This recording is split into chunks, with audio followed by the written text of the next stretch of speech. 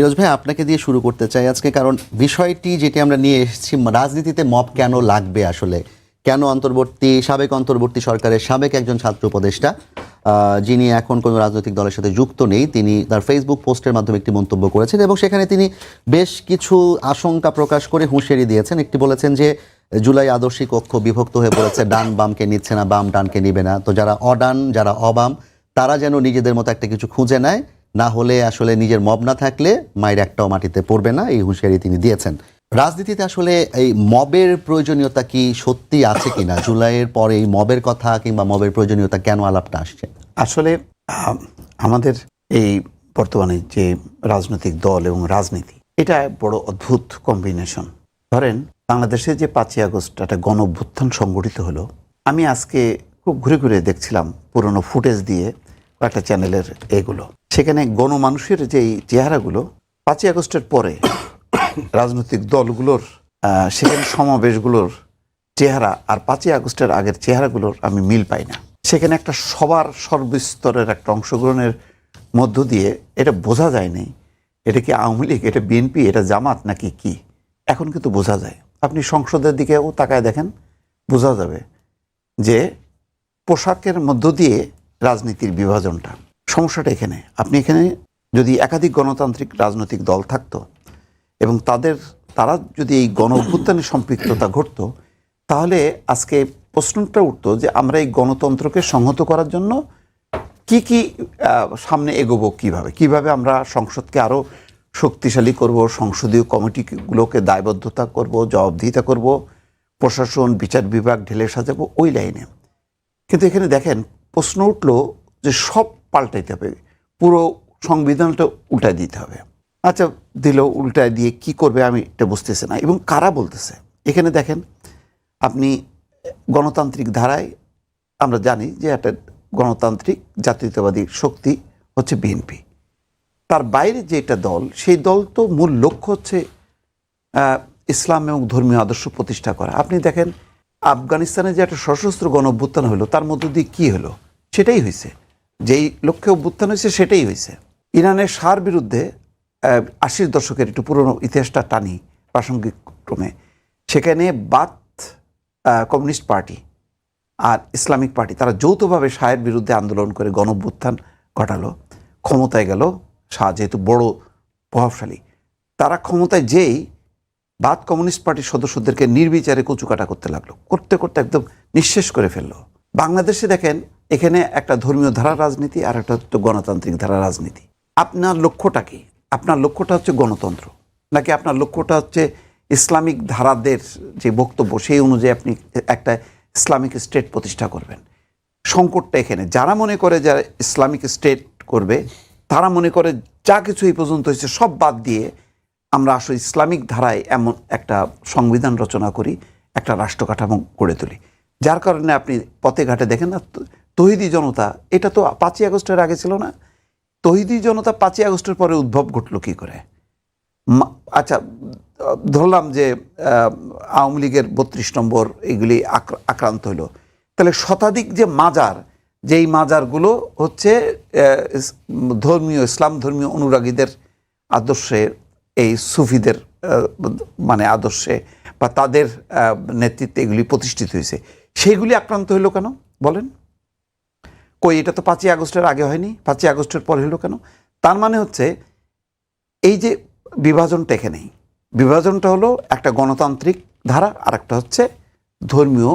না, 5 আগস্টের আগে একদম হয়নি তা না, এটা সংখ্যাটা অনেক পরিমাণ বেড়ে গেছে 5 আগস্টের পরে। 5ই আগস্টের আগে যেগুলি হয়েছে সেগুলি হলো পরিকল্পিতভাবে একটা তৈরি করা। এটা আওয়ামী লীগের নেতৃত্বে ম্যাক্সিমাম জায়গায় যে দাঙ্গা হবে, এটা উদ্দেশ্যমূলকভাবে এগুলি দাঙ্গা বাধায় এখানে একটা রাজনৈতিক শক্তিকে ধ্বংস করার জন্য চেষ্টা, এবং বিএনপি জামাতের উপর একটা করা যে এরা হচ্ছে আসলে মানে এখানে একটা উগ্রবাদী সাম্প্রদায়িক রাজনীতি করার চেষ্টা করছে। ওইটা ছিল রাজনৈতিক উদ্দেশ্য প্রণোদিত। কিন্তু 5ই আগস্টের পরবর্তী কিন্তু বিভাজনটা এই জায়গায়। ফলে আমাদের ধরেন বিএনপির মতন যদি একাধিক রাজনৈতিক দল, যেহেতু আওয়ামী লীগ একটা ফ্যাসিস্ট দলে পরিণত হয়েছে, কিন্তু যদি বিএনপির মতন করে আরও এরকম 8-10টা গণতান্ত্রিক রাজনৈতিক দল থাকতো, তাহলে কিন্তু প্রথম দফাতেই আসতো যে কত দ্রুত একটা নিরপেক্ষ একটা নির্বাচন হবে, একটা নির্বাচনে দেবে। কারণ পুরো 15টা বছরে আমি রাজপথে যারা ছিল, রাজপথে তো আসলে জামাতকে প্রথম দিকে দেখছি, পরে তো আর দেখি নাই। পরে মূলত বিএনপিকে দেখা গেছে, সাথে কিছু ছোটোখাটো রাজনৈতিক দলকে দেখা গেছে। তা তাদের মুখ থেকে কি উচ্চারণ শুনছি যে বারবার 5 বছরের আগে দিয়ে 1-2 বছর আগে থেকে যে আন্দোলনটা শুরু হতো, সেটা হয়তো তত্ত্বাবধায়ক সরকারের প্রতিষ্ঠা করতে হবে, কারণ তা না হলে একটা সুষ্ঠু অবাধ নিরপেক্ষ নির্বাচন হবে না। তাহলে সেই আন্দোলনটা সফল হলো, গণ অভ্যুত্থানের মধ্য দিয়ে উৎখাত হলো, তাহলে সেই নির্বাচনটা কেন হলো না? কেন হঠাৎ করে অবিশ্বাস যে বিএনপি ক্ষমতায় গেলেই আবার শেখ হাসিনার মতন, আওয়ামী লীগের মতন স্বৈরতন্ত্র প্রতিষ্ঠা করবে, সুতরাং যেহেতু বিএনপি ক্ষমতায় যেতে চায় সুতরাং নির্বাচন হইতে দেওয়া যাবে না। এই যে আওয়াজটা তোলাটা হচ্ছে, তার মানে গণতন্ত্রের বিপক্ষে আপনি চলে গেলেন। নির্বাচন যত প্রলম্বিত হচ্ছে, গণতন্ত্র তত কিন্তু খণ্ডিত হচ্ছে, রক্তাক্ত হচ্ছে, হইতে হইতে আজকের এই কারণে গণতান্ত্রিক ধারায় একাধিক রাজনৈতিক দলগুলো ক্রিয়াশীল না। এই কারণে আমার কাছে মনে হয় যে আজকে এই যে বিভাজন, এই জুলাই সনদ বলেন, অন্যান্য বিষয়গুলি নিয়ে বলেন, আরে ভাই, সবচেয়ে বড় সংস্কার তো হয়ে গেছে শেখ হাসিনার স্বৈর শাসনের পতনের মধ্য দিয়ে। এখন আপনি কিছু করেন, আপনি তারপরে অন্যান্য এজেন্ডা নিয়ে আপনি যান, 4.5 বছর পরে নির্বাচন হবে, তারপর আপনি বাস্তবায়ন করেন। এখন যে যার অ্যাঙ্গেল থেকে গণতন্ত্রকে আপনি শক্তিশালী করেন। এখানে তো মানে মূল দাবি যেখানে পূরণ হয়েছে, মূল আমরা হাত ছেড়ে বাচ্চা। আমার মতো গণমাধ্যম কর্মী, আমি কোনো মানে দল, বিএনপি, জামাত, আওয়ামী লীগ কোনোটাই করি না, আমি 4-4.5 বছর দেশের বাইরে থাকতে হয়েছে প্রাণের ভয়ে। তো এইরকম একটা পরিস্থিতির উত্তরণ একটা ঘটলো, এইটাই তো আমার কাছে মনে হচ্ছে সবচেয়ে বড় সংস্কার, যে স্বৈর শাসনের পতন হয়েছে, নিরপেক্ষ নির্বাচনের পথ উন্মুক্ত হয়েছে। ধন্যবাদ ফিরোজ ভাই। আমি হেলাল ভাই আপনার কাছে আরেকটু পরে আসতে চাই। রাসেল ভাই, আপনার কাছে আমার প্রশ্ন হচ্ছে, বেশ কয়েকটি পয়েন্ট আউট করেছেন ফিরোজ ভাই, তার মধ্যে একটি হচ্ছে যে গণতান্ত্রিক অভিযাত্রা কিংবা গণতন্ত্রের পথ উত্তরণের জন্যই মূলত এই অভ্যুত্থানটি সংঘটিত হয় এবং এরপর দ্রুত নির্বাচনটা সবচেয়ে গুরুত্বপূর্ণ ছিল 1 নম্বর। তিনি একটা প্রশ্ন উত্থাপন করেছেন, কিন্তু সেই জায়গায় বিরোধী পক্ষগুলো কেন নির্বাচনের বদলে সংস্কার কিংবা অন্যান্য জায়গাগুলোতে বেশি ফোকাস করেছে এবং এখনও সেইটা নিয়েই কেন বেশি কাজ করছে, 1 নম্বর। 2 নম্বর, আজকেই একটা গবেষণা প্রতিষ্ঠান তারা একটি সমাবেশ করেছে, একটি সম্মেলনের মতো করেছে। সেখানে সেই প্রতিষ্ঠানের একজন সিনিয়র গবেষণা ফেলো তিনি বলেছেন যে এই যে রাজনীতিতে যে মবের কালচারটা কিংবা মবের যে প্রচেষ্টাটা, এটা মূলত তারা হচ্ছে এক্সেস চায়, ক্ষমতার এক্সেস চায়। যখনই ক্ষমতার এক্সেস চাবে তখন আসলে শক্তির প্রয়োগ করবে এবং শক্তির প্রয়োগের কারণে তখন যে শক্তি থাকবে সে বিজয়ী হবে। প্রাসঙ্গিকভাবে তিনি আরেকটি কথা বলেছেন, এই মুহূর্তে বাংলাদেশে ইতিহাসে সবচেয়ে দুর্বলতম বিরোধী দল এক্সিস্ট করছে এবং তারা আসলে বিরোধী দল হিসেবে সবচেয়ে দুর্বল। তো দুর্বল বলেই কি আসলে এক পক্ষ মব করার চেষ্টা করছে এবং আরেক পক্ষ নতুন করে মব উত্থাপনের চেষ্টা করছে, এরকম কি না? নাকি আসলে এই মবের প্রসঙ্গ কেন এখন রাজনীতির মধ্যে চলে আসে? প্রথম প্রশ্নটা হচ্ছে, আপনি করেছেন যে গণতন্ত্র আসলে অবস্থাটা কি। আসলে গণতন্ত্র সংজ্ঞা বলতে আমরা কি বুঝি? গণতন্ত্র তো আমরা বুঝি যেটা definition, universal definition, by the people, for the people, of the people. সব কিছু সবার ঊর্ধ্বে জনগণ। আমাদের যেটা এই যে কনস্টিটিউশনটা আছে সেটাতে বলা হয় উইল অফ পিপল। জনগণের অভিপ্রায় হচ্ছে সবচেয়ে বড় সংবিধান, মানে জনগণের ইচ্ছা শক্তি। তাহলে জনগণের ইচ্ছা শক্তি কি? জনগণের ইচ্ছা শক্তি কি? শাসকের পরিবর্তন হওয়া। এই জনগণ এবারে অভ্যুত্থানে জনগণের ইচ্ছা শক্তিটি কি ছিল? 69% জনগণ কি কোথায় ভোট দিয়েছে? কিসের জন্য? আমাদের শুধুমাত্র শাসকের পরিবর্তনের জন্য না তো, শাসনের পরিবর্তনের জন্য। আমাদের 69% জনগণ বারবার বলেছে, আজকে 51% জনগণের ভোট নিয়ে যে সরকার গঠন করেছে, কিন্তু 69% জনগণ তো ভোট দিয়েছে গুরুত্বপূর্ণ সংস্কারগুলো খুবই প্রয়োজন, গুরুত্বপূর্ণ সংস্কারগুলো খুব প্রয়োজন। তাহলে আপনি গণতন্ত্র বলতে কি বুঝেন? আপনি গণতন্ত্র বলতে কি বুঝেন যে বাবার ছেলে, বাবা ক্ষমতা ছিল, বাবার পরে ছেলে ক্ষমতা, ছেলের পরে তার স্ত্রী ক্ষমতা, স্ত্রীর পরে তার সন্তান ক্ষমতা, এটা কি গণতন্ত্র? গণতন্ত্র বলতে কি আমরা বুঝি 10 বছর ধরে টানা একটা দলের কমিটি থাকবে, 10 বছর পর পর পরিবর্তন হবে, এটা কি গণতন্ত্র? না। জনগণের উইল অফ পিপল, অভিপ্রায়। আপনি যখন গণ অভ্যুত্থানের পরবর্তীতে যখন আপনার ইউনিট সরকার শপথ গ্রহণ করেছিল, তখন হাইকোর্টে একটা রিট হয়েছিল। সেই রিটে বলা হয়েছিল এই যে তাদের এই যে 106 আর্টিকেল 106 দ্বারা ক্ষমতা নিয়েছে, এটা কেন অবৈধ হবে না? তখন অ্যাপ্লাই ডিভিশন বলেছেন, যেহেতু জনগণের অভিপ্রায় এটা, সেহেতু জনগণ অভিপ্রায়ের কারণে, জনগণের অভিপ্রায় হচ্ছে সকলের ঊর্ধ্বে, উইল অফ পিপল, যেটা আমার solemn expression of will of people আমাদের 7(2)তে বলা আছে কনস্টিটিউশনের, সেটি হচ্ছে সবার ঊর্ধ্বে। সেটি সবার ঊর্ধ্বে হওয়ার কারণে, জনগণের অভিপ্রায়ের কারণেই এই সরকার বৈধ। তাহলে জনগণ অভিপ্রায় কি দিয়েছে? জনগণকে একটা অভিপ্রায় দিয়েছে, জনগণ 2টা অভিপ্রায় দিয়েছে। জনগণ যেমন এই সরকারকে ক্ষমতায় দিয়েছে, জনগণ সাথে সাথে আরেকটা অভিপ্রায় দিয়েছে, শাসন, আমাদের যে শাসন পরিবর্তন, স্ট্রাকচার পরিবর্তন। আপনি বারবার বলেন যে সংবিধান উল্টাই দিতে চায়। উল্টা মানে কি? আমাদের বিএনপির যে 31 দফা, সেটা তো 2022-23 সালে ওনারা হোটেল ওয়েস্টিনে বলেছেন। ওনারা প্রথম যে এটা ছিল প্রথম দফাটা ছিল যে আমরা সংবিধান সংস্কার করব। এখন আপনি বলেন যে আমরা সংবিধান সংশোধনের মাধ্যমে সংস্কার করেন না। আপনি যেমন আপনি দেখেন বিএনপি যে ইস্তেহার আছে, সেই ইস্তেহারের মধ্যে ওনারা বলেছেন ওনারা আল্লাহর উপর আস্থা এবং বিশ্বাস আমাদের যে রাষ্ট্রীয় মূলনীতির মধ্যে যুক্ত করবেন। রাষ্ট্রীয় মূলনীতির মধ্যে আপনি এটা যুক্ত করবেন কিভাবে? আপনি যে অষ্টম সংশোধনীর মাধ্যমে জিয়াউর রহমান যেটা যুক্ত করেছেন, এটা পঞ্চদশ সংশোধনী এসে পরবর্তী অ্যাপ্লাইড ডিভিশন এটাকে অবৈধ ঘোষণা করেছে, কারণ এই বেসিক স্ট্রাকচারে হাত দিয়েছেন আপনি। 142 দিয়ে আপনি বেসিক স্ট্রাকচারে হাত দিতে পারবেন না, যেটা অ্যাপ্লাইড ডিভিশন দ্বারা স্বীকৃত যে আপনি এই ধর্মনিরপেক্ষতার বিপরীতে আপনি আল্লাহর উপর আস্থা বিশ্বাস যুক্ত করেছেন, সেটি তো আপনি পরিবর্তন করতে পারবেন না। 142 দিয়ে পরিবর্তন করতে পারবেন না। যেভাবে জিয়াউর রহমান সাহেব করেছিলেন, পরবর্তীতে এটা অবৈধ ঘোষণা করেছে অ্যাপ্লাইড ডিভিশন, তেমনি আবার আপনি সংশোধন করবেন, আবারও অ্যাপ্লাইড ডিভিশন এটাকে অবৈধ ঘোষণা করবে। তো সুতরাং আপনাকে বুঝতে হবে সংশোধনটা কি, সংস্কারটা কি। আমরা সংশোধন এবং সংস্কার মধ্যে পার্থক্য বুঝি না। ধরুন আপনার একটা ঘর, আপনার ঘরের মধ্যে কালার পরিবর্তন হয়ে গেছে, কালারটা আপনার এই রং নষ্ট হয়ে গেছে, আপনি রং লাগাবেন, এটা মানে সংশোধন করা। কিন্তু আপনার যখন পিলার আছে, পিলারে ক্ষতিগ্রস্ত হয়েছে, তাহলে এই পিলার তো আপনি রং লাগানোর মাধ্যমে চেঞ্জ করতে পারবেন না। পিলার মানে সংস্কার করা, আর এটার জন্য গণপরিষদ লাগবে, কনস্টিটিউয়েন্ট অ্যাসেম্বলি লাগবে। জেনারেল অ্যাসেম্বলি এটা পারবে না। তো তাহলে যে জেনারেল অ্যাসেম্বলি যেটা পারবে না, আপনি বলেছেন এবারে যে জুলাই সনদে আছে যে প্রত্যেকটা হাইকোর্টের বিভিন্ন বেঞ্চ বিভিন্ন বিভাগে নিবে। আপনি কিভাবে হাইকোর্টের বেঞ্চ আপনি বিভিন্ন বিভাগে নেবেন? কারণ অ্যাপ্লাইড ডিভিশনের মধ্যে আনোয়ার চৌধুরী ভার্সেস স্টেটের মাধ্যমে আপনি জানেন এরশাদ নিয়েছিল হাইকোর্টের বিভিন্ন বেঞ্চ, আপনার সংসদের মাধ্যমে পাশ করে পরবর্তীতে এটা অবৈধ ঘোষণা করা হয়েছে আনোয়ার চৌধুরী ভার্সেস স্টেটের মাধ্যমে অবৈধ। সুতরাং আপনি আবার নেবেন, আবার এটা অবৈধ ঘোষণা করা হবে। এই জন্যই তো মৌলিক সংস্কারগুলো প্রয়োজন। এখন কথা হচ্ছে জনগণ যদি মৌলিক সংস্কারের কথা বলে, আপনি বলেন যে তারা গণতন্ত্রের বিপক্ষে কথা বলছে, তারা এই সরকারের বিপক্ষে কথা বলছে। এই সরকারের বিপক্ষে তারা কথা বলছে, কিন্তু সরকার তো একবারও বলে নাই যে সংস্কার কিংবা সংশোধন যেটাই যে নামে বলেন না কেন, 31 দফা এবং জুলাই সনদে যেগুলো আছে নোট অফ ডিসেন্টের বাইরে, সেগুলো নিয়ে তারা একবারও অস্বীকার করেন নাই, বরঞ্চ বারবার বলছেন অক্ষরে অক্ষরে পালন করা হবে। What is the meaning of অক্ষরে অক্ষরে? আপনি তো জুলাই সনদ বাদ দেন ভাই, আপনি আবার 31 দফা 5টা দফা অলরেডি তারা ভায়োলেশন করে ফেলেছে। তাদের যে 31 দফা সেটার 5টি দফা অলরেডি তারা ভায়োলেশন করে ফেলেছেন জুলাই সনদ পরে। আপনি যে সুপ্রিম কোর্টের যে সচিবালয়, এই সচিবালয় তো নোট অফ ডিসেন্ট আপনার ছিল না, তাহলে সেই নোট অফ সেই সচিবালয় প্রতিষ্ঠিত সচিবালয় আপনি কি করলেন? সেটাকে আপনি বাদ দিয়ে দিলেন কেন? এটা তো আপনার নোট অফ ডিসেন্ট ছিল না, তাহলে আপনি অক্ষরে অক্ষরে পালন কিভাবে করবেন?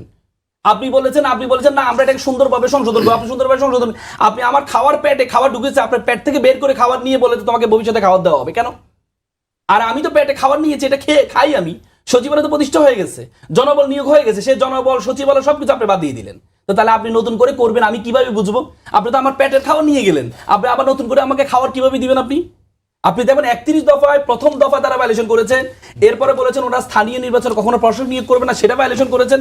এরপরে ওনারা বলেছেন ক্রিয়াঙ্গনে ওনারা কখনো দলীয়করণ করবে না, সেটা ওনারা ভায়োলেশন করেছেন। এরপরে সাংবিধানিক প্রতিষ্ঠানগুলো কখনো দলীয়করণ করবে না, সেটা ওনারা ভায়োলেশন করেছেন। তাহলে ওনারা 31 দফায় ভায়োলেশন করেছে, ওনারা জুলাই সনদ বাস্তবায়ন কিভাবে করবে? আপনি তো যুক্তিতে আসেন, আপনি যুক্তিতে বারবার বলা হচ্ছে মব, এই যে মবের কথাটা যেই আপনার এই বললো, মবের কথা বললো, কেন আসছে? আপনি গণতন্ত্রের কথা বলেন না? গণতন্ত্র মানে কি? আপনি কথা বলার স্বাধীনতা আপনি দিবেন। আপনি একজন অশালীন কথা বললো, তার মানে কি আপনি তাকে আঘাত করবেন? আপনি তাকে আঘাত করবেন, এটা কি গণতন্ত্রের নমুনা? এটা তো শেখ হাসিনা করতো। মাহমুদুর রহমান সাহেবরা যখন কোনো কথা বলতো, পত্রিকা কোনো লেখালেখি করতো, তাকে সে হাজিরা দিতে গিয়ে সেখানে তাকে আঘাত করা হইতো। তাহলে আপনি নতুন করে তো আবার শুরু করলেন। হ্যাঁ, আমি এগেইনস্ট দ্য অ্যাবিউসিভ ল্যাঙ্গুয়েজ। আমি এই যে নাসিরের যে বক্তব্য, এটা আমি তার এগেইনস্টে, কিন্তু সাথে সাথে সেটার রেসপন্সটা কি হবে? সেটাকে আঘাত দিয়ে হবে? এরকম তো অনেক অশালীন ভাষা কথা বলে।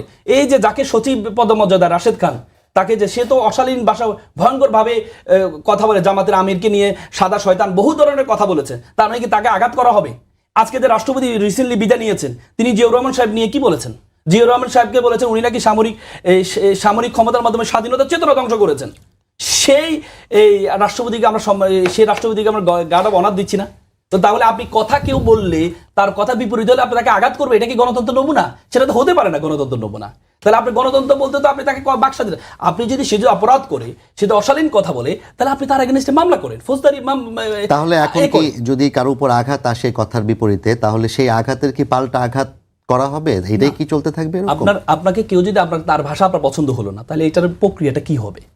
মানে গণতন্ত্র আপনি উন্নত বিশ্বে যান, এখানে যারা আছে সবাই তো উন্নত বিশ্বে গিয়েছেন, বাইরে ছিল, উন্নত বিশ্বে যান, সেখানে তো ট্রাম্পকে তার ক্ষমতা কিন্তু তাকে যে ভাষায় তার জনগণ কথা বলে, আপনি তো কথা বলার সুযোগটা দেন। যদি আপনি সুযোগ না দেন, আপনি ধরেন আপনাকে ভালো লাগলো না, তাহলে আপনি কি করবেন? মানহানি মামলা করেন তার বিরুদ্ধে, আইনি পদক্ষেপ গ্রহণ করে, কিন্তু নিজ হাতে আপনি আইন নিয়ে তুলে নেবেন কেন? কারণ আপনার 31 দফা ছিল রুল অফ ল, আইনের শাসন প্রতিষ্ঠা করবেন। সেই আইনের শাসনটা কোথায়? আপনি তো উত্তেজিত জনতা দিয়ে তাকে আঘাত করছেন। তা আঘাত করলে আপনি কি সেটার এই যে সে অশালীন ভাষা বলছেন, আপনি যে অশালীন আচরণ করছেন, সেটা দিয়ে কি আমাকে কামড় দিলে আমিও কামড় দিব? সেটা কেন হবে? জি রাসেল ভাই, আপনার কাছে আবার ফিরবো। হেলাল ভাই, আপনাকে মূলত আমি বেশ কিছু পয়েন্ট নিয়ে আলাপ করার জন্য একটু দেরিতে শুরু করলাম আপনার সাথে। প্রথম কথা হচ্ছে, রাসেল ভাই কয়েকটা কথা বলেছেন। 1 নম্বর বলেছেন যে জনগণের ইচ্ছা কি ছিল 5 আগস্টের পরে, জুলাই 24 সালে মানে 5 আগস্টের পরে, এবং একই সাথে মোস্তফা ফিরোজ ভাই একটা গুরুত্বপূর্ণ পয়েন্ট বলেছেন যে বর্তমানে এই মুহূর্তে দেশে গণতান্ত্রিক দল আর ধর্মীয় দলে বিভাজনটা হয়ে গেছে, এবং এই জন্যই গণতন্ত্র এবং আলাদা যেই আরেকটা এজেন্ডা, ধর্মভিত্তিক রাষ্ট্র ব্যবস্থার এজেন্ডা, সেটি নিয়ে এক ধরনের গোলযোগ আছে। এবং যেটি আজকে আমরা দেখলাম যে একটা গবেষণা প্রতিষ্ঠান, তাদেরও একজন প্রধান গবেষক কিন্তু সেটির এক ধরনের স্বীকৃতি দিয়েছেন। তো আপনার কাছে কি মনে হয় যে যা হচ্ছে কিংবা যা হতে যাচ্ছে সেটার পেছনে এটা একটা বড় কারণ কিনা? দেখেন, আমাদের আলোচনার ক্যানভাসটা অনেক বড় হয়ে গেছে। মোস্তফা ফিরোজ ভাই যে একটা থিওরি দিচ্ছে, এটা নিয়ে খুবই গুরুত্বপূর্ণ, কিন্তু তার আগে ব্যারিস্টার রাসেল যেভাবে বলে গেল, I do agree with him, strongly I do agree with, কিন্তু তার সেকেন্ড পয়েন্ট যেটা বলেছে সেটা লট অফ এক্সাজারেশন, যেটা টোটাল আমাদের যে আমি তার সাথে যে এগ্রি করলাম যে people's will, that is the democracy in the nutshell, I do agree. আমি মনে করি পিপলস উইলসটা কী ছিল, সমস্ত তর্ক বিতর্ক বাদ দিয়ে আমরা মনে করি যে we have to implement the July charter. এইটা হবে রাজনীতির একটা প্রোটোপ্লাজম আগামী পলিটিক্সের জন্য। সেই যখন কনসেনসাস কমিটি অনেক তর্ক বিতর্কের পরে নির্বাচন, সার্টেনিটি আনসার্টেনিটি কত কিছু করার পরে একটা 85টা পয়েন্ট দিল, আমরা খুবই সংক্ষিপ্ত 85টা পয়েন্ট দিল যে এই 85টা পয়েন্ট আমাদেরকে মানতে হবে। আমরা একে অপরকে বিশ্বাস করছিলাম না যে আমি ক্ষমতায় গেলে আমি মানব না, ও ক্ষমতায় গেলে ও মানবে না। তখন এইটাকে আরও কনফার্ম করার জন্য, মেকশিওর করবার জন্য আমরা জনগণের উইলটা নিলাম। সেই জনগণ 71%, ও 70 আরও বেশি হবে, 71% মানুষ বলছে যে এই 85 পয়েন্ট মানতে হবে, বুঝছেন? এখন 85 পয়েন্ট মানতে হবে, কিভাবে মানতে হবে? How to implement? We have to implement, but how to implement? এইটাও কিন্তু জুলাই সনদে লেখা আছে। এই জিনিসটা আমরা সর্বস্ব ভুলে যাচ্ছি যে কিভাবে ইমপ্লিমেন্ট করতে হবে। এখন 1 থেকে 23টা যে দফা ছিল, এই দফাগুলো ইমপ্লিমেন্ট করবার জন্য আমাদের কনস্টিটিউশনের আর্টিকেল, সাব আর্টিকেল, আরও কিছু পরিবর্ধন, সংশোধন, পরিমার্জন করা প্রয়োজন। স্পষ্ট করে লেখা আছে। আমরা সংসদে যারা আলোচনা শোনেন, জামাত, জাতীয় আপনার NCP, BNP, we all are agreed with, আমরা সম্মত। এবং 23-এর পরে যে 85টা রেস্ট অফ দ্য, এটা প্রেসিডেন্টের অর্ডিন্যান্স, আইন, বিধিবিধান দ্বারা নির্বাহী আদেশ দ্বারা পরিবর্তন করা যাবে, তাই না? জি।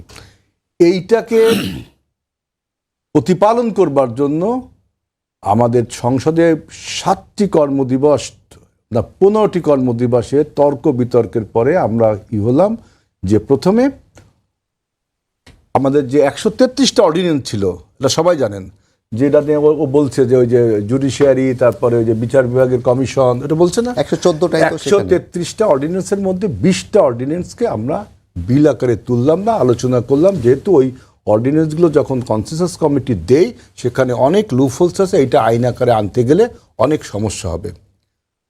আমাদের তখন একটা কমিটি করা হলো, জামাতের থেকে 4 জন, আমাদের থেকে 7 জন, সংখ্যানুপাতে। জামাতে এখানে একটা কাজ করে, যেটা মোস্তফা ভাই একটু বলতে চাচ্ছিল, যে এনসিপিকে বাদ দিয়ে 4টা সিডি তারা নিয়ে গেল, কিন্তু 4টা পদে নিয়ে গেল, নিয়ে 11 সদস্য বিশিষ্ট কমিটি করা হলো, অর্ডিন্যান্সগুলো বিল আকারে তোলা হলো। 20টা অর্ডিন্যান্স, ওই যে আপনার সংসদে গুম কমিশন এই আর যে আছে 20টা, এইটা আমরা আবারও আইনি পরীক্ষা নিরীক্ষা করা, যে লুপহোলসগুলো আছে আবার তোলা হবে, তাই না?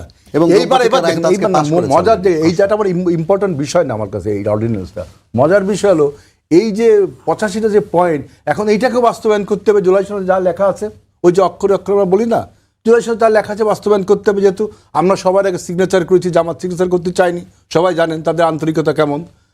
এখন আমরা বললাম ঠিক আছে, তাহলে জুলাই সনদ বাস্তবায়ন কীভাবে করতে হবে, জুলাই সনদ লেখা আছে, আমরা সংসদের রীতি অনুযায়ী আর একটা কমিটি করি। ঠিক তো, এটা তো রীতি, সংসদের রিচুয়ালস তো এটা। এইখানে জামাত পলিটিক্সটা করলো কি, আমরা কমিটিতে নাম দেব না। কমিটিতে নাম দিলে তো জুলাই সনদ বাস্তবায়ন হয়ে যাচ্ছে, জামাতের হাতে পলিটিক্সটা থাকে না। এইবার মোস্তফার ভাইয়ের কথায় আসি, জামাতের হাতে পলিটিক্সটা কি, ইসলামিক কার্ড, ধর্মীয় কার্ড। এই কার্ডটা এখন সেই মানে ভোতা হয়ে গেছে। এখন জামাত এখন আর বলে না যে আমি শরিয়া আইন চালু করব, বলে না। দেখছি এটা তো জনগণ খাচ্ছে না, জনগণ তো এবার ভোটে হাতে হারিকেন ধরিয়ে দিচ্ছে। 70-75টা সিট, মানে আপনার ওই যে ইসলামী ব্যাংকের 22,000 কোটি টাকা দিয়েও 70-75টা সিট, গরিব মানুষের ভোট কীভাবে কিনছে দেখছেন, 1,000-2,000, তারপরেও হাতে হারিকেন ধরাই দিচ্ছে। এখন দেখে ধর্মীয় কার্ড খেলা যাচ্ছে না, এবং ওদের যে লোগো ছিল আল্লাহু লেখা, এইটা একটা মারাত্মক অন্যায় করেছে। প্রত্যেক মুসলমান সম্প্রদায়ের জামাতকে একটা গালি দেওয়া উচিত যে ভাই তুমি আল্লাহর নাম তোমাকে লিখতে বললো কিনা, মুছতে বললো কিনা। আর বললো কি আকিমিদ দিন, দিন প্রতিষ্ঠা করব, সেটাও এখন নেই।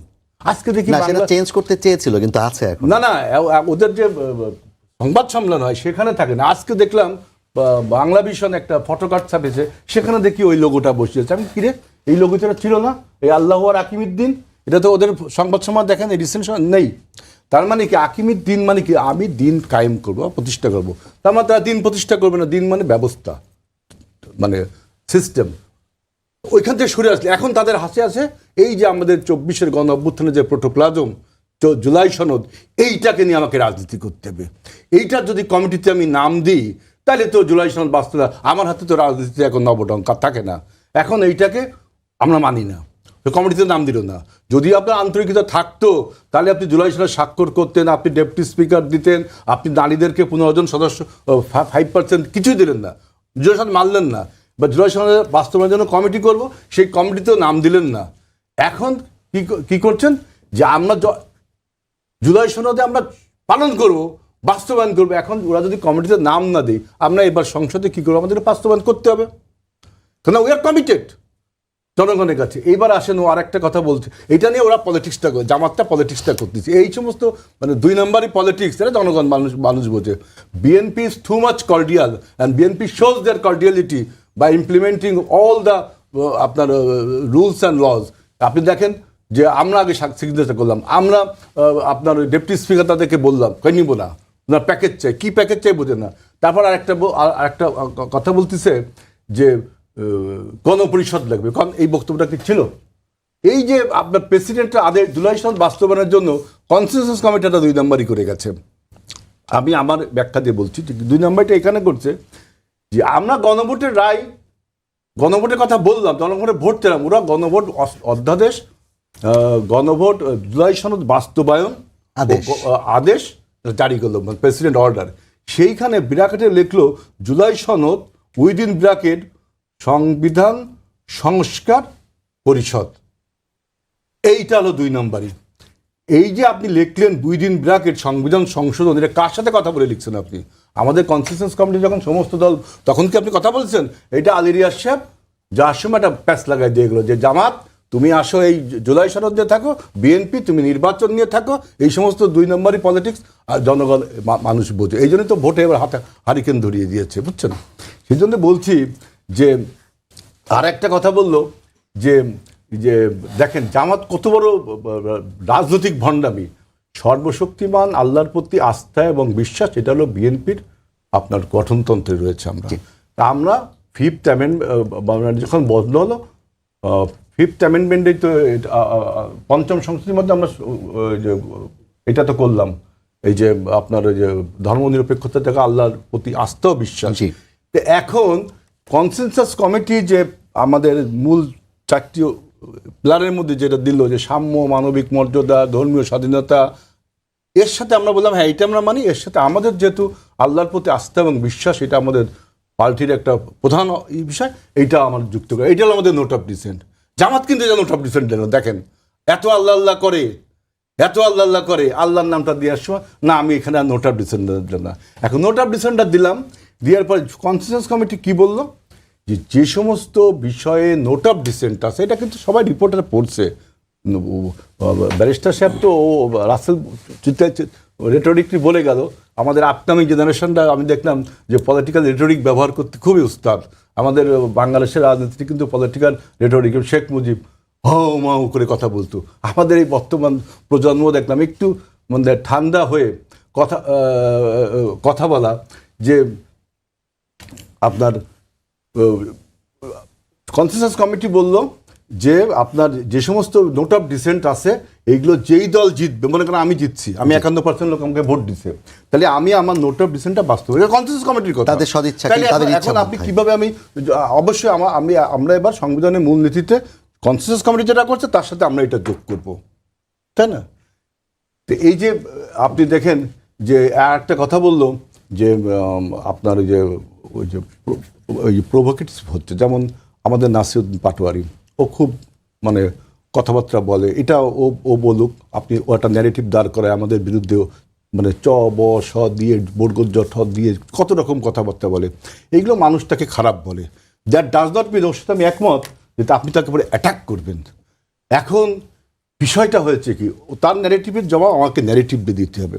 এইখানে বিষয়টা হয়েছে কি, দেখেন যখন আপনি একটা কোনো সিনিয়র নেতার নামে বাজে কথা বলা শুরু করেন, তখন ওই সিনিয়র নেতা কিন্তু বলেন না তুমি তাকে অ্যাটাক করো, কিন্তু বাংলাদেশের পলিটিক্সে একটা ইমোশন তৈরি করে এলাকায়। আপনি একটা গণ্যমান, আপনি হবিগঞ্জে গৌসের মতো একজন নেতা, যে এই 24-এর গণ অভ্যুত্থানে সে কতবার জেল খেটেছে, কত মামলার আসামি হয়েছে আপনি জানেন? কত বছর এই অন্যায়ভাবে কিবরি হত্যা মামলায়, বিভিন্ন হত্যা মামলায় সে জেলখানার থেকে পৌরসভার চেয়ারম্যান জিতেছে। আপনি তাকে না আজে বাজে কথা বলা শুরু করেছেন, সে তো আর বলেনি যে তাকে অ্যাটাক করো। এখন কিন্তু কিসের ইমোশন তৈরি হয় ওই যে তৃণমূল নেতা কর্মীদের উপর, তারা এই নিজের ইমোশনটাকে যখন আউটবাস্ট করে তখনই সমস্যাটা হয়। তো এইটা আমি মনে করি এটা ঠিক না, ওই ইমোশনটাও তাকে দমন করতে হয়। কিন্তু আমি যে বক্তা, আমাকেও কিছু কথা বুঝে দেখ, যে আমরা তো সবাই গণ অভ্যুত্থান একসাথে করেছি। আমরা যখন গণ অভ্যুত্থানে শক্তি ছিলাম তখন আমরা সবাইকে ডেকেছি না? আপনারা কি এসছেন আমাদের সাথে? কিন্তু আপনারা যখন ডাকছেন তখন কি আপনাদের ছেড়ে আমরা গেছি? আমরা তো শেষ পর্যন্ত ছিলাম, আপনি শেষের দিকে ছিলেন। দ্যাট ডাজ নট মিন আপনি বেশি স্টেক নেবেন, আমি কম স্টেক দেবো, আমি বেশি স্টেক দেবো, কম স্টেক দেবো। আমরা তো we all are united against the fascism. যে শেখ হাসিনা এখন দিল্লির থেকে বলছে নাকি সে বক্তৃতা দিবে, আপনারা দেখি সেটা নিউজ করা শুরু করেছেন। বা সেটা abandoned politician, politically she is abandoned, তার নিয়ে কথা বলতে হবে কেন? আমি যে কামড়াকামড়ি শুরু করেছেন যে জুলাই সনদটা বাস্তবায়ন করতে হবে, গণভোটের আদেশে বলা, গণভোটের রায়তে বলা হচ্ছে জুলাই সনদ বাস্তবায়ন করতে গেলে আপনি নাম দিবেন না কমিটিতে, আপনাকে বাদ দিয়ে যদি আমরা জুলাই সনদ বাস্তবায়ন শুরু করি, আপনি তো আরেকটা গন্ডগোল শুরু করবেন, তাই না? আপনি 6 মাসে একটা সরকারকে এখন বলছেন আরে ফ্যাসিবাদের নাকি চরিত্র হয়ে গেছে আমাদের। কারণ কোনো লোক 6 মাসের সরকার তো স্বৈরাচারী হতে পারে না, ফ্যাসিবাদ হবে কি করে? মির্জা ফখরুল ইসলাম আলমগীর সাহেব বলেছেন যে বরঞ্চ বিরোধী দলের কণ্ঠে আমরা ফ্যাসিবাদের ধ্বনি পাচ্ছি। আপনি দেখেন, আপনি 6 মাসের একটা সরকারকে শেখ হাসিনারে আমরা ফ্যাসিস্ট বলছি কখন? যখন 18 নির্বাচনে এবং 14 নির্বাচনে যখন সে যে বিনা ভোটে নির্বাচিত হয়ে গেল, গুম খুন শুরু করলো, তখন আমরা তাকে ফ্যাসিস্ট বলা শুরু করেছি। আপনি 8 থেকে 12 সাল পর্যন্ত তাকে ফ্যাসিস্ট বলেছেন, স্বৈরাচার বলেছেন বড় জোর। ফ্যাসিস্ট আরেকটা জিনিস। আপনার এরপরে আপনি 24 নির্বাচনের পর তাকে মাফিয়া বলা শুরু করেছেন। 17 বছর লাগিয়েছে তার এই সময় উপাধি দিতে। আপনি প্রথম চোটেই আপনি শুরু করেছেন যে কি এই ফ্যাসিবাদী চরিত্রদের, মানে পলিটিক্যাল এই ম্যাচুরিটি থাকলে মনে করেন শেখ মুজিবের মতো 100 পাতা 100 জনের বক্তব্য দিয়ে উল্টো পাল্টা বক্তব্য দিয়ে আপনি কিছুক্ষণ মানুষকে আলোড়িত করতে পারবেন, কিন্তু সারাক্ষণ মানুষকে আপনি আলোড়িত করতে পারবেন না। আপনার এই প্রক্রিয়া যদি ফল হতো তাহলে ভোটে আপনারা জিততেন। অনেক কথা তো বলেছিলেন, ভোটে তো জিততে পারেন, জনগণ তো আমাদেরকে ভোট দিচ্ছে। অর্থাৎ আমাদেরকে আপনাকে পরীক্ষা করার এত সময় আসেনি আপনার এখন। ভাই আমরা আন্তরিকতা দেখাচ্ছি এবং জুলাই সনদ বাস্তবায়ন করার জন্য উঠে পড়ে লেগেছি, কিন্তু আপনারা মোটেও সহযোগিতা করছেন। কারণ কি? তাহলে আপনার আর পলিটিক্সে থাকে না। অযথা বলতেছেন যে আমরা জুলাই সনদ বাস্তবায়ন করব না, আমরা জনগণের কণ্ঠ চেপে ধরলে আপনারা আমাদের যত বড় সংগঠন, আমরা যদি কণ্ঠ আপনাকে করতে পারতেন। আমরা যদি অভ্যুত্থানের সবাই ঐক্যবদ্ধ ছিলাম, আমরা আবারও ঐক্যবদ্ধ থাকবো to for the sake of the democracy, to establish the democracy. আমাদেরকে উদাহরণ দেখাতে হবে যে আমরা ডেমোক্রেসিটা শেখ হাসিনা যেটা পারিনি, শেখ হাসিনা যেটা ধ্বংস করে গেছে, আমরা বরং রাইট ছিলাম, শেখ হাসিনা এখন অ্যাবান্ডন পলিটিশিয়ান, এটা আমাদের প্রমাণ করতে হবে। ধন্যবাদ হিলাল ভাই। ফিরোজ ভাই, আপনার কাছে আমি জাস্ট ছোট্ট একটা প্রশ্ন নিয়ে আসতে চাই। গত কয়েকদিন ধরে একটা আলাপ হচ্ছে, জামায়াতের পক্ষ থেকে, বিরোধী দলের পক্ষ থেকে বলা হচ্ছে যে গণভোটের রায় যদি বাস্তবায়ন করা না হয় তাহলে তারা আন্দোলন করতে বাধ্য হবে। অন্যদিকে আমরা বিএনপি নেতাদেরকে সংসদের অধিবেশন চলাকালীন এবং তারপরেও বারবার বলতে শুনেছি যে বিরোধী দল সংসদে যেভাবে কথা বলে সংসদের বাইরে তো সেভাবে তারা কথা বলে না, সংসদ এবং সংসদের বাইরের কথা তো তাদের ভিন্ন ধরনের। তাহলে এই যে আন্দোলনের হুমকি কিংবা আন্দোলন করার মাধ্যমে গণভোটের রায় বাস্তবায়ন করানোর চেষ্টা করা, এবং বিএনপির দিক থেকে বলা যে বিরোধী দল বাইরে এক ভাষায় বলে সংসদ আরেক ভাষায় বলে, এটি কি আসলে যেটি ওই সাবেক উপদেষ্টা বললেন যে মব কিংবা অ্যাক্সেস নেওয়ার জন্য একটা প্রভাব বিস্তার করার চেষ্টা, এটি কি আসলে চেষ্টাটাকে আর উস্কে দিবে কিনা? দেখেন, এখন দুর্ভাগ্যজনক হচ্ছে এই যে এখন একটা মানে নির্বাচন হয়েছে, সেই নির্বাচনের ফলাফল তো মেনে নিছে এখন যারা সংসদে যারা, এখন তো গণতান্ত্রিক সিস্টেমে সংসদ হচ্ছে সমস্ত কেন্দ্রবিন্দু। আপনি যখনই কি সংসদ ফেল করবে তারপরে আপনি যাবেন, এটাই হলো ইয়ে। কিন্তু আপনি একই সঙ্গে সংসদ চালু রাখবেন, একই সঙ্গে বাইরের আপনি জনসভা চালু রাখবেন, এটা কিন্তু হয় না। তাহলে আপনার সংসদ কেন? সংসদে আপনি চাপ দিচ্ছেন, কোথায় চাপ দিচ্ছেন? আমি তো মনে করি যে সংসদে বিরোধী দল বলতে আমি তো রুবিন ফারহানাকে বুঝি, আমি তো আর কারোর আওয়াজ পাই না। সে প্রতিটা বিষয়ে যেভাবে সাবজেক্টগুলি ধরে ধরে কথা বলে, আমি তো সেই আওয়াজগুলি পাই না।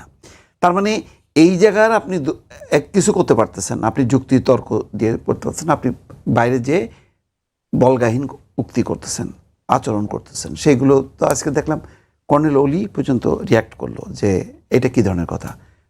প্রধানমন্ত্রী মন্ত্রী তাদেরকে তাদের বাবা মা তুলে কথা বলা হচ্ছে, হ্যাঁ। আবার শফিকুর রহমান বলছে একটু মিষ্টি মিষ্টি ভাষায় যে একটু গরম গরম বক্তৃতা দেয়, এটা মানতে পারছে না। তাদের মধ্যে কিন্তু একটা পরিবর্তন হচ্ছে। মূল কথা হলো যে আপনি সংসদেই চেষ্টা করতেছেন না। সংসদে দেখেন, আপনি যদি এরশাদের আমলেও তো একটা গণঅভ্যুত্থান হলো, ধরেন সেটার মাত্রা হয়তো ছোট ছিল, তো শুরুতেই কিন্তু এই অস্থায়ী রাষ্ট্রপতি শাহাবুদ্দিন বুঝতে পারছে যে গণতান্ত্রিক শাসন ব্যবস্থায় দ্রুত ফেরা দরকার, এই জন্য সংসদটা চালু করলো। সেই সংসদের মানে আওয়ামী লীগ বিএনপি তারা তর্ক বিতর্ক করতে করতে করতে কিন্তু ওই যে বারবার সংসদীয় কাঠামো, গণতান্ত্রিক কাঠামোকে বারবার ধ্বংস করে কিন্তু সেই আওয়ামী লীগ যেমন দেখেন বাংলাদেশের মুক্তিযুদ্ধ স্বাধীনতা, আমি তখনও বলি তখনও সেই আকাঙ্ক্ষা ছিল গণতন্ত্র, সেটাকে বাদ দিয়ে চলে গেল বাকশালে। তা আপনি যখনই গণতন্ত্রের পথ বাদ দিয়ে সংসদকে বাইপাস করে যখন আপনি অন্য কিছু করবেন, তখন এটা একটা অগণতান্ত্রিক একটা মানে কি বলে এক ধরনের ফ্যাসিজমকে আপনি উস্কানি দিচ্ছেন, অর্থাৎ গণতান্ত্রিক মাফ করবেন শাসনে আপনি বিশ্বাস করছেন না। তো সুতরাং আমি সংসদের ভেতরে আমি চেষ্টাটাই দেখলাম না।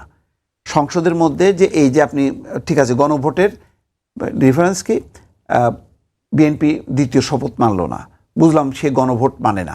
তো গণভোটের যে মূল এজেন্ডাগুলো, সেই এজেন্ডাগুলো নিয়ে আপনি ফাইট করতেছেন কিনা সংসদের ভেতরে, আমি তো সেইটা দেখতেছি না। আপনি কেন কমিটিতে যাবেন না? কমিটিতে যান, কমিটিতে যদি আপনি না করতে আপনি তখন ওয়াকআউট করেন। আপনি বললেন যে আমরা সর্বোচ্চ চেষ্টা করছি, আমি পারি নাই। না, তারা তো বারবার বলছে সংবিধান সংস্কার পরিষদ গঠন ছাড়া এটা নিয়ে তারা আলাপই করতে চায় না। মানে আপনি আউট অফ পার্লামেন্টের আপনি সাবজেক্ট আনবেন কেন, যেখানে আপনার একটা পূর্ণাঙ্গ সংসদ আছে? আপনি সব কিছু এখন ওখানে নিয়ে যাবেন। ধরেন সংসদ যতক্ষণ নাই তার আগ পর্যন্ত ওই আপনার কি বলে ফরেন একাডেমিতে যেই ঐক্যমত্য কমিশন গুরুত্বপূর্ণ, অন্যান্য কমিশন গুরুত্বপূর্ণ, ডক্টর ইউনূসের দপ্তরই, কিন্তু যেই মাত্র নির্বাচন হয়ে গেল তখন তো আপনার এবং সংসদীয় গণতন্ত্র প্রতিষ্ঠা হলো, তখন তো আপনি সব কিছু নিয়ে যাবেন। তাদের গুরুত্বটাও সংসদের উপরে নির্ভর। সংসদে আপনি তো সংসদেই বারবার আপনি করবেন, দরকার আপনি সংসদের সামনে অবস্থান নেন, সংসদের ভেতরে করেন, সংসদের বাইরে আপনি ভারতের পার্লামেন্টের এটাই দেখেন, ওরা কিন্তু সব কিছু সংসদ কেন্দ্রিক, সংসদে আপ্রাণ যুদ্ধটা করে। তারপর আমি ভারতের উদাহরণটা এখানে মন্ত্রী সংসদে হাজির হয়, তারপর আমি ভারতের এটা কি আপনি দেখেন, ওই ভারতেও কিন্তু ওই একই বিপর্যয়। ভারতে যখন নাকি মানে একটা ডেমোক্রেটিক সিস্টেম ছিল, ভারতে একটা ভালো একটা আদর্শিক ছিল এই অঞ্চলে, যেই নাকি তারা ধর্মের উপর ভর করে রাজনীতিটা করতে গেল, তখনই কিন্তু এখন গণতন্ত্র সংকুচিত হয়েছে মোদী শাসন বিশ্বের আমলে। বৃহত্তম গণতান্ত্রিক এই জন্য দেশ আমি বলা বলি যে বাংলাদেশে কিন্তু ওই সংকটটাই, বাংলাদেশের মূল সংকটটা আমি দেখি এটাই, যে আপনি কি গণতান্ত্রিক ধারায় চলবেন নাকি ধর্মীয় সাম্প্রদায়িক ধারায় চলবেন, আপনার এটা এক করবেন। এখন যদি পুতিনকে বলেন যে সে গণতান্ত্রিক একটা সংস্কার করতে, এটা বিশ্বাস হবে, সে কমিউনিজম প্রতিষ্ঠা করবে, একদলীয় শাসন ব্যবস্থাকে আরও কিভাবে শক্তিশালী করা যায় সেটা চেষ্টা করবে। তা আপনি দেখেন এই ধারা যারা রাজনীতি করে তাদের আদর্শে পুষ্ট যে সমস্ত রাষ্ট্র আছে বিশ্বে, সেইগুলির অবস্থা কি? সেখানে কি গণতন্ত্র আছে নাকি গণতন্ত্র নেই? এই মৌলিক বিষয়গুলি আসলে আমাদের আলোচনা করা, ফিরোজ ভাই, তাইলে আমাদের বোঝা সময় যাবে যে একদমই আসলে শেষ সংকটটা পর্যায়ে আমরা আরেকবার আলোচনায় ফিরতে চাই। রাসেল ভাই, আপনাকে আমার মনে হয় প্রশ্ন করার প্রয়োজন নেই, আপনি মোটামুটি হেলাল ভাইয়ের কথাও শুনেছেন, ফিরোজ ভাইয়ের কথাও শুনেছেন, কিন্তু আমি একটা ছোট্ট প্রশ্ন করতে চাই। সংবিধান সংস্কার পরিষদের শপথ বিএনপি কিংবা তার সমর্থিত দলগুলো নেয়নি বলে বিরোধী দল 11 দলীয় জোট, নির্বাচনী জোট যেটাকে বলা হচ্ছে, তারা সংসদে এটার প্রোটেস্ট না করে, প্রক্রিয়ার মধ্যে না গিয়ে রাজপথে আন্দোলনের হুঁশিয়ারি, এইটা কি আসলে গণতান্ত্রিক ব্যবস্থার জন্য কতটা কার্যকর হবে? সংসদে যখন 2/3 মেজরিটি কেউ পায়, বাংলাদেশের ইতিহাস 2/3 মেজরিটি তো 3 বার হয়েছে, শেখ হাসিনা পেয়েছে। 2/3 মেজরিটি যখন পায় তখন বিরোধী দল আসলে উপায়টা কি? ওয়াকআউট করবে সর্বোচ্চ। আপনি যখন কোনো কিছু পাশ করবেন, ওরা কি বসে বসে হাতে তালি দিবে নাকি বসে বসে হচ্ছে শুধু হা করে তাকিয়ে থাকবে? তাদের প্রতিবাদে বাস হচ্ছে ওয়াকআউট করা। সেটা তো জামাত 11 দলীয় জোট করেছে, ওয়াকআউট করেছে। আপনি বললেন যে বিরোধী দলে আসলে সংসদে রাজপথে কেন নামতে হবে? 2008 সালে 2/3 মেজরিটি তো আওয়ামী লীগ পেয়েছিল, পরবর্তীতে 21 দিনের মাথায় কিন্তু হরতাল হয়েছে, রাজপথে নেমেছে। তার মানে কি? রাজপথ ছাড়া যখন 2/3 মেজরিটি কে পেয়ে যায়, বিরোধী দল রাজপথ ছাড়া কোনো উপায় তো নেই। সে কি করতে পারবে? সে তো এখন সমস্যা হচ্ছে আমরা এখনকার বর্তমান বিরোধী দলকে আমরা আগের মতো আমরা ভালো লাগছে না, কারণ আগে বিরোধী দল হরতাল ডাকতে, অবরোধ ডাকবে, এখন বর্তমান বিরোধী দল হরতাল দিচ্ছে না কেন? এই জন্য ভালো লাগছে না, এই জন্য আমাদের কাছে লাগছে না বিরোধী দল বক্তব্য। আমার মোস্তাফিরুজ ভাই বললেন যে সংসদে বিরোধী দল বলতে উনি রুমিন ফারহানা আপাকে বুঝেন। এখন কথা হচ্ছে, আমার ধরেন ওনার মতদর্শ আমার ভালো লাগে, ওনার বক্তব্যে আমি শুনি, অন্যদের বক্তব্য আমি শুনি না। আমার ওইরকম অনেক সংসদ সদস্য বক্তব্য আমি শুনি না, যার ভালো লাগে আমি তারটাই শুনি। এখন রুমিন ফারহানা আপার বক্তব্য ভালো লাগে, ভাই বক্তব্য শুনে, এই জন্য ওনার কাছে মনে হয় যে শফিকুর রহমানের বেশ কিছু বক্তব্য, তাহলে আপনি তো ইনক্লুডিং সাথে বিরোধী দলের নেতার বক্তব্য সব বলতেন যে দুইজনকে আমার মনে হয় বিরোধী দলের আর কোনো কেউ না। অন্যান্য কিছু মানবিক কথা হচ্ছে, দেখেন বাজেটে কিছু সংশোধনী প্রস্তাব আনছে, সাথে সাথে অ্যাকসেপ্ট হয়েছে। ভাই বললো যে সংসদের, আপনারা সংসদে না পারলে সংসদের সামনে দাঁড়ান। তো সংসদের সামনে দাঁড়ানো তো একই কথা, সংসদের সামনেটা রাজপথ না? ওটা তো রাজপথ। সংসদের ভিতরে বাইরে সামনেরটা হোক পিছনেরটা হোক সবই তো রাজপথ। এখন কত হচ্ছে, বিরোধী দল যখন 2/3 মেজরিটি যখন সরকারি দল পেয়ে যায়, তখন বিরোধী দল আসলে উপায় থাকে না। এখন কত হচ্ছে, বারবার একটা কথা আছে যে ভাই বললো যে ডেপুটি স্পিকার ওনাদেরকে দেওয়া হচ্ছে, ওনারা নিবে না। কেন নিবে না? ওনারা দান করেছে, দান কেন করতে হবে? জুলাই সনদের আলোকে এটা তার অধিকার, এটা আপনি তাকে দান করতে হবে কেন? এটা তার অধিকার, কেন নিবে? আপনি জুলাই সনদ পুরোটা বাস্তবায়ন করেন, আপনি যখন পুরোটা বাস্তবায়ন করেন অটোমেটিকলি সে পেয়ে যাবে। এটা আপনি দান করতে হবে কেন? যে আপনি নেন, আপনাকে আমরা দিচ্ছি, কেন আপনি আমাকে দিতে হবে? আপনি জুলাই সনদ বাস্তবায়ন করেন, আপনি বলেছেন যে জুলাই সনদের অর্ডারের মধ্যে এটা ইমপ্লিমেন্ট কিভাবে করবে এটা লেখা আছে, লেখা তো আছে, লেখা আছে যে প্রথম দিন 2টা শপথ নেওয়ার জন্য লেখা আছে, অবশ্যই লেখা আছে, আপনার অর্ডারে লেখা আছে, 2টা আছে আছে। আমি আপনাকে দেখাচ্ছি, আপনি দেখেন জুলাই সনদের বাস্তবায়ন না, যে 2টা শপথ নিতে হবে জুলাই সনদে। আমি শেষ করি।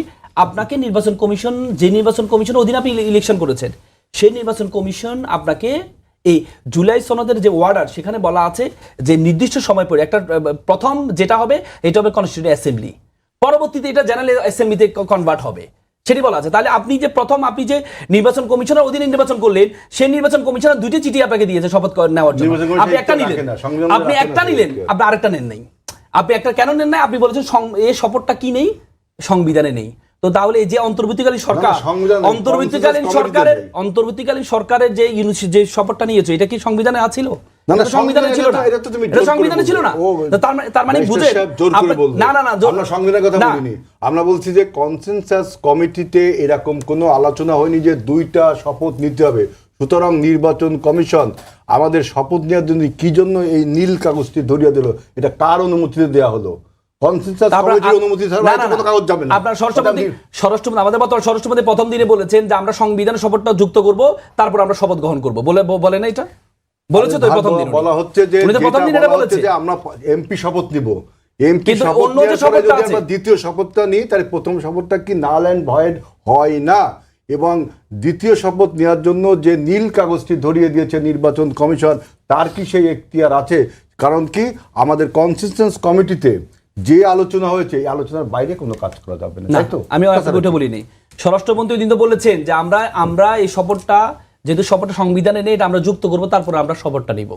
এখন কত হচ্ছে আপনি কখন শপথটা নেবেন? না, নিব বলেনি, বলেছে যে নিতে হবে, করতে হবে, হ্যাঁ, এরকম করতে যদি হবে। করতে হয়। এখন কথা হচ্ছে আপনি সংবিধানে যুক্ত করার ছাড়া কোনো কিছু গ্রহণ